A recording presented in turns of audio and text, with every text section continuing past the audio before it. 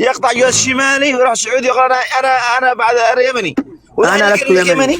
يا اخي عقلوا يا عقلوا. اخي حر برايك. طب حلو هذه اخلاقكم يا ابناء الشمال للاسف الشديد. يا اخي ما في خلاق، احنا استقبلناك انت هارب، عندنا لاجئ، عندنا اليمن العربي يا اخي قد ابو قاسم هرب خلاص. عندكم مجزره كبرى، حصلت اباده جماعيه بعضكم البعض الحزب الواحد. كتب ليش ما تتكلم على حزب الاباده اللي بينكم 86؟ ليش ما تتكلم عليها؟ كتب ارد عليك. كتب ليش ما تتكلم على الاباده الجماعيه اللي حصلت بين الحزب الواحد؟ لا حول ارد عليك يا اخي. كتب. اتق الله في نفسك، دائما انت هكذا، دائما عنصريه. لا حول ولا قوه الا بالله. يا اخي متى ابناء الشمال بيكونوا واعيين؟ متى تتحاور مع ناس واعيه؟ يا اخي تحاول معك انت يمني، اما تقول لنا قربي والله انا مش يمني يا اخي، انا بكيفي يا اخي، انا حر. انت يا اخي مش انا يمني. جات الامارات، عندنا الامارات العربيه المتحده. انا لست يمني يا اخي ما فيها يعني اكثر 10,000 يمني. هذا صلاحي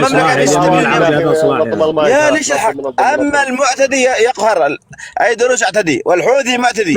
بالله عليك شوف صاحب تعز لما يجي يتكلم لك وينتقد لك ابناء الجنوب ويسقط على ابناء الجنوب، ثم ياتون بكل بجاحه ويقول انتم عنصريين. يعني ايش تبغاني ارد عليك انا؟ على ابناء الجنوب. لا يا جماعه لحظه بالله، لحظه دقيقه بس. واللي حرق اصحاب عيدروس وجاك التحالف وجاك المملكه السعوديه. لولا المملكه السعوديه انك حرور نومه. لحظه احترموا انفسكم، لا احد يذكر غرف ما غرف. يا سيف الهواشم هو يسقط من اول ويغلط عن الاغراض والاشراف، ابعدوا عن الشرف وعن الاشياء هذه. حريه وتقول انا قبيلي انا كذا. يا سلام عليك، انا لي من الحق. فين ما انا هواشم لا تكتمنا يا اخي. بس يعبر يا سيف. بتكلم بعطيك المحارب، بعطيك ابجر حتى ساعه.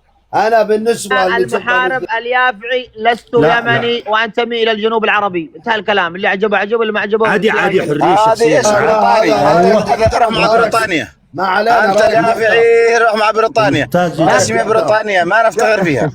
يا صاحب تعز اهدى. حاول انا انت من دوله حضرموت. حاول سياسي عادي ما في يلا رد علي يا ابو. وعندنا عقل، كيف تضحك علينا؟ والله انا استخف في هذا. بالله فكوا. هذا اسمه صالح. خلوا يرد. يا اليمن العربي، انت شوف انت للاسف الشديد عندك فوبيا وعندك خوف. سيف فكوا هذا حق الشجر ذا. من اللي كتم؟ صالح كتم بس. يا محارب خليه يكمل، عاد عنده دقيقه الا شويه. كمل يا اليمني العربي. ايوه خليه يكمل. ايوه نعم بارك الله فيك. نعم يا اخي بارك الله فيك. والله نستغرب من هذه العقول المسطوله يا اخي. ما فيش تفكير يا شباب. في صوت ازعاج عند محمود كتم. اولا يا اليمن العربي للاسف الشديد انت تناسيت العدو الاساسي والرسمي الذي اليوم للاسف الشديد مسيطر على الشمال عن بكرة ابيها. انت نسيت ان الحوثي فجر مساجدكم واهان مشايخكم وسلب منكم كرامتكم، واتيت مهرول على عيدروس الزبيدي. اتمنى من ابناء الشمال عدم التدخل بعيدروس. هذا عيدروس قايدنا، هذا عيدروس ابونا الروحي، ما لك علاقه فيه. يطلع خاين، يطلع هارب، يطلع طالع، يطلع نازل، هذا ما لك علاقه فيه. ثاني حاجه انت لست مخولا ان تتكلم باسم حضرموت، ولست مخولا ان تتكلم باسم عدن او باسم ابين او باسم شبوه. انت الان عندما تعالج مشكلتك الاساسيه والرسميه اللي هو الحوثي وتركز وتوجه اقلامك كلها على الحوثي، هنا بعدين لكل حرف حديث. اما تاتيني مهرول وتاتيني بلغه العنصريه وتمجد الوحده اليمنيه الفاشله التي ابناء الجنوب لقد كفرنا بوحدتكم، لا نعترف بها لا من بعيد ولا من قريب، ولن تعود الوحده حتى لو تطلع السماء ولو تنزل ولو تاتي ملائكه من السماء. انتهى الموضوع هذا.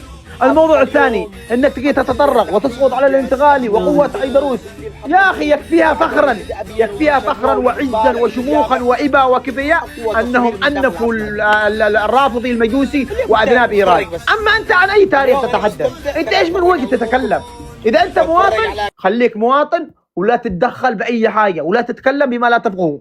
اذا انت ما عندك شيء مشرف، ما عندك شيء قدمته للوطن ولليمن، خلاص ابلع وخليك ساكت وتعلم من غيرك كيف يتحدثون، كيف يثبتون على ارض الواقع، كيف كسروا التمدد الرافضي المجوسي. لكن انت عن اي ما تتحدث؟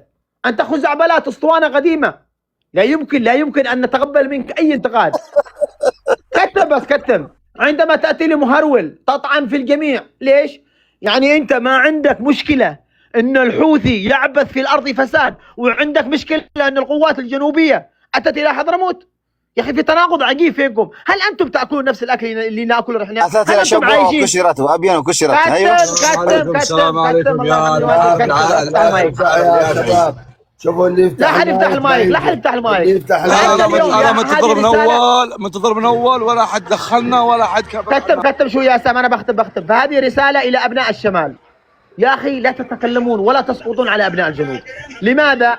لان يا ابناء الشمال سنوقعكم وقع اقسم بالله بكل ما اوتينا من قوه. نحن ما زلنا نحترم الموده والعلاقه والمجوره الى يومنا هذا، فلا تضطرونا الى اشياء بعدين بتخرج حملوني بالدينا مو قابو. فاحترموا الناس دفعت فاتوره الشهداء وعاد في فرق كبير رجوله، فاحترموا. انتقدوا انتقاد بناء، ناقش وضعك، ناقش مشاكلك مع الحوثي، لا تجي ترمي فشلك لعندي. بسعسي نعلي عيدروس الزبيدي كل اي واحد بينتقد الجنوب. تفضل وزع المايك. السلام